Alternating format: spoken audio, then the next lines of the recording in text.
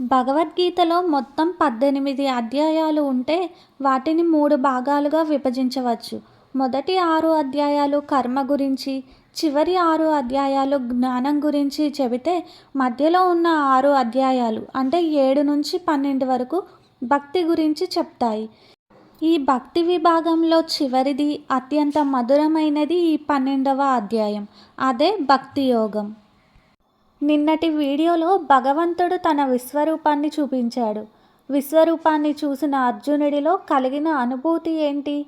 ఈ భక్తి యోగం అర్జునుడి ప్రశ్నలతో మొదలవుతుంది. ఈ భక్తి యోగంలో నిజమైన భక్తుడి లక్షణాలు ఎలా ఉండాలి అనేది ఆ శ్రీకృష్ణ పరమాత్మ చక్కగా వివరించారు. వీడియోలోకి వెళ్లే ముందు అందరికీ నమస్కారం. జై శ్రీకృష్ణ. ఈ అధ్యాయంలో ముఖ్యంగా మనం తెలుసుకోవాల్సింది రూపున్న దైవాన్ని పూజించాలా లేక రూపం లేని పరమాత్మను ధ్యానించాలా, ఏది సులభం? ఆ కృష్ణ పరమాత్మ విశ్వరూపాన్ని చూసిన అర్జునుడికి ఒక సందేహం వస్తుంది. భగవంతుడిని ఒక రూపంలో అంటే కృష్ణుడిగా పూజించాలా లేక కంటికి కనిపించని ఒక శక్తిగా ధ్యానించాలా అని. అర్జునుడు ఇలా అడుగుతాడు, కృష్ణ, నీ భక్తియుత సేవలో సర్వదా యుక్తంగా నెలకొన్నవారా లేదా అవ్యక్తమైన నిరాకార బ్రహ్మను అర్పించేవారా? ఎవరు వీరిలో పరిపూర్ణులుగా భావించాలి అని. అంటే నీ విశ్వరూపాన్ని చూశాను, కానీ నాకు ఒక చిన్న సందేహం.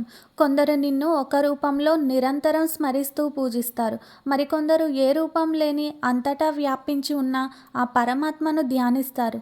వీరిలో నీకు ఎవరు ఎక్కువ ఇష్టం? ఎవరి మార్గం గొప్పది అని అడుగుతాడు. దానికి ఆ శ్రీకృష్ణ పరమాత్మ చిరునవ్వుతో ఇలా సమాధానమిస్తారు. నా సాకార రూపము పైననే తమ మనస్సును స్థిరపరిచి మహోన్నతమైన దివ్యమైన శ్రద్ధతో నన్ను అర్పించడంలో సర్వదా నెలకొని ఉన్నవారే అత్యంత పరిపూర్ణులుగా భావిస్తాను అని. అంటే నాపై మనస్సును నిలిపి నిరంతరం నన్నే నమ్ముకున్న వారు నాకు అత్యంత ఇష్టలు. అయితే రూపం లేని ఆ అక్షర పరబ్రహ్మను ధ్యానించేవారు కూడా నన్నే చేరుకుంటారు. కానీ అని ఆ శ్రీకృష్ణ పరమాత్మ ఆగిపోతారు. అప్పుడు అర్జునుడు ఇలా అడుగుతాడు, కానీ ఏంటి కృష్ణ? కానీ ఇంద్రియానుభూతి అతీతమైనది, సర్వవ్యాపకమైనది, ఊహాతీతమైనది, మార్పులేనిది, స్థిరమైనది, కదలనిది అయినా ఆ వ్యాపకము అంటే పరతత్వపు నిరాకార భావనను పూర్తిగా అర్పించే వ్యక్తులు సమస్త ఇంద్రియాల నిగ్రహము ద్వారా అందరి పట్ల సమభావము కలిగి ఉండడం ద్వారా సర్వులు సంక్షేమంలో నెలకొన్న వారై చివరికి నన్ను పొందుతారు. పరమపురుషుని అవ్యక్త నిరాకార తత్వం పట్ల మనసు ఆసక్తమైన వారి ప్రగతి చాలా కష్టంతో కూడి ఉంటుంది. ఆ పద్ధతిలో ముందుకు పోవడం దేహదారులకు సర్వదా కఠినమే. అంటే ఆ శ్రీకృష్ణ పరమాత్మ ఇలా చెప్తారు, నిర్గుణ భక్తి అంటే రూపం లేని శక్తిని ధ్యానించడం చాలా కష్టమైన మార్గం. దేహదారులైన మనుషులకు కంటికి కనిపించని దానిని ఊహించుకోవడం, దానిపై ఏకాగ్రత అంత సులువు కాదు. అందుకే నా రూపంపై మనసు పెట్టి చేసే భక్తి సామాన్యులకు సులభం మరియు శీఘ్రంగా ఫలితాన్నిస్తుంది అని అంటాడు. అర్జునుడు మళ్ళీ ఇలా అడుగుతాడు, కృష్ణ, అందరికీ నీ మీద మనసు పెట్టడం సాధ్యం కాకపోవచ్చు కదా, అప్పుడు మరి వారు ఏం చేయాలి అని అడుగుతాడు. ఆ శ్రీకృష్ణ పరమాత్మ ఇలా బోధిస్తారు, తమ సమస్త కర్మలను నాకే సమర్పించి గతి తప్పకుండా నాకే భక్తులై భక్తియుత సేవలో నెలకొని తమ మనస్సును నాపై సంలగ్నం చేసి నిరంతరం నన్ను ధ్యానిస్తూ అర్పించే వారికి నేను జన్మమృత్యు సాగరం నుండి శీఘ్రమే రక్షించేవాడిని అవుతాను అని.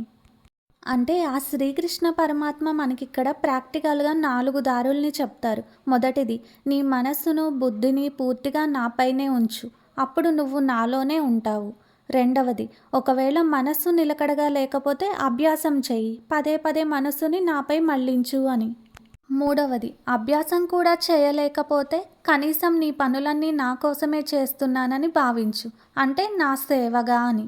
నాలుగవది, అది కూడా కుదరకపోతే నువ్వు చేసే పని యొక్క ఫలితాన్ని వదిలేయి, అంటే పనిని బాధ్యతగా చేయి, లాభ నష్టాల గురించి ఆందోళన చెందకు అని చెబుతాడు.